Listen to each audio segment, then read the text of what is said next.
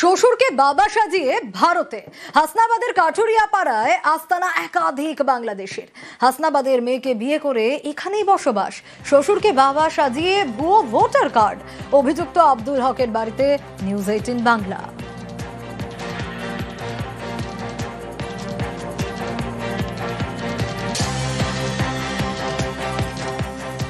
আব্দুল হক মন্ডল কি হয়?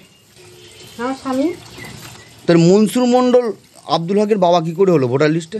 এখন আগে তো ছিল না অত কিছু, হচ্ছে যে এখন এরকম সমস্যা হবে তার জন্য অত তার মানুষ জানতে পারতো না। কতদিন আগে বাংলাদেশ থেকে এসছে?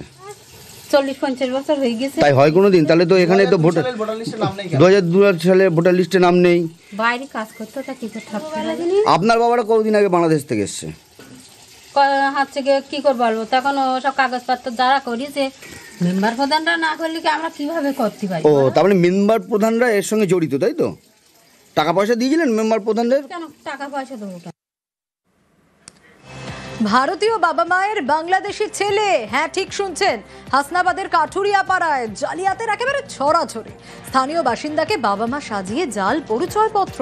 নিউজ 18 বাংলায় অভিযুক্ত আহাদ গাজীর পর্দাফাঁস। নুরুজ্জামান কি হয় আপনার?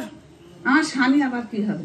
ও, এই যে আব্দুল আহাদ গাজী, এই যে বাংলাদেশ থেকে এসছে। বাংলাদেশের থেকে আসেনি, ওদের বাড়ি ওই যে মোস্তফা, ওখানে ওদের বাড়ি ছিল, ওরা বেশি বাংলাদেশে গেছে। তো এই যে আপনার স্বামী নুরুজ্জামান গাজী, ওনাকে বাবা সাজিয়ে ভোটার লিস্টে নাম তুললো কেন? তা আমরা পুষেছি, তা চলবে না? ও তো আর যাবে না। জন্ম সার্টিফিকেট সে আইলা হয়ে গেলো, তো সেই সময় হারিয়ে গেছে। ও, সব হারিয়ে যাচ্ছে।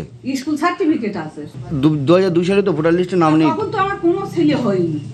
এখন কোথায় আপনার আব্দুল আহাদ গাজী? তাকে আর জন্ম সে তো কাজ করতে বাইরে চলে গেছে।